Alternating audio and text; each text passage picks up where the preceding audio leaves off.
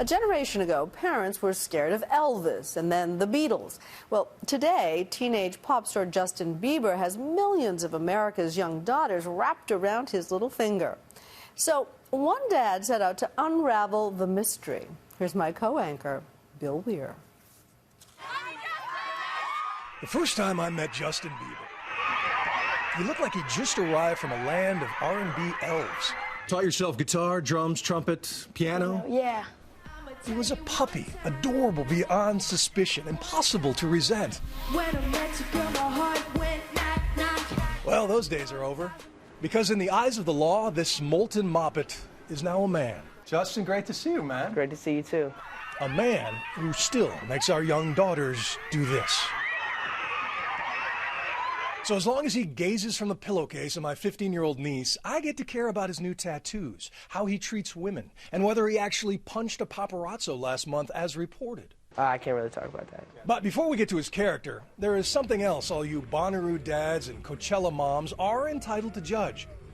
His music. A lot of people will just, you know, they'll hear my name and they'll just be like, oh, I'm not going to buy that. But if they just take the time, because it's different and it's new and I think people will really be surprised.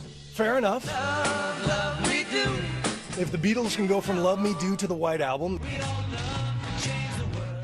maybe he can grow too. So let's dig in. If I was your boyfriend, never let you go. Boyfriend. It's the first single of an album that is moving from flirting in the schoolyard to dancing in the club.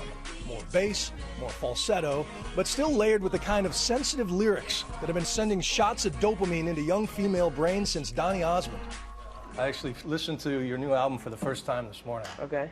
And I figured out the chords to... You figured it out, okay. In 3, 2. If I was your boyfriend, I'd never let you go. I'd keep you on my arm, girl. You'd never be alone. And I could be a gentleman, anything you want. And if I was your boyfriend, I'd never let you go. There you go. You want to go down to the bus station and make some money? Maybe we could. In the bus. Do it. Yeah, that would be fun. You don't need any. I could use some.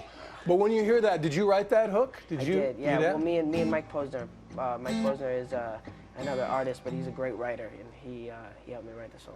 And you do chords first and then lyrics, or how do you? It started out, I mean, it was already a production, and the beat was already made, so we kind of went in and, you know, wrote lyrics and melody, and yeah, that's how it happens. Baby, baby, baby, oh, thought you'd always be mine. You do a song like that when you're 14, it's flirtatious, you're in the video, you're bowling. I'd like to be everything you want. You do a song like that when you're 18, it adds a whole nother Yeah, exactly. sense of danger to that. Mm-hmm. How do you think about that? How do you manage that for these young girl fans? My music is definitely developing. You know, I'm growing up, I'm becoming a man, I'm maturing. My fans are growing with me. For a kid raised first by a young single mom and then by a team of handlers while touring the globe, What's up, man? signs of rebellion are amazingly hard to find. Even when he does get a tattoo, it's the sort that would make his devout Christian mom proud. Yeah, it's Jesus on my calf, so yeah. What was the decision behind that one? I mean, I think that, you know, I'm never going to get tired of seeing Jesus' face on the back of my leg, so I thought it would be a good tattoo. Yeah. And are you devout in a moral sense? You know, a lot of Christians believe you should save yourself for marriage. I don't judge anybody. God's the only one who can judge you. Everybody, if they're lucky, has that thunderclap, swept off your feet romance at some point in their life. Has that happened to you yet? I'm still growing. I mean, I'm finding out what love is every day and learning, and it's fun. At one point, an attractive woman wandered into our interview space, and Justin reminded us all of his red-bloodedness. You can walk by any time. Makes you wonder what Selena Gomez might say. According to my source, who sleeps under her poster, the two are going steady. But he specifically asked not to talk about her. I think that, you know, if I start making it about that, about who I'm with, and then that's when my fans are going to start resenting me, when I'm like, you know, yeah, I just, you know, we're so in love, or they don't want to hear that as much as I don't want to talk about that, because that's not what it's about. This girl, she wouldn't stop, almost had to to call the cops, you were scheming. But Bieber does admit he found musical inspiration from the woman who falsely accused him of fathering her child during a random backstage hookup. Did you resent having to take a paternity test to disprove her?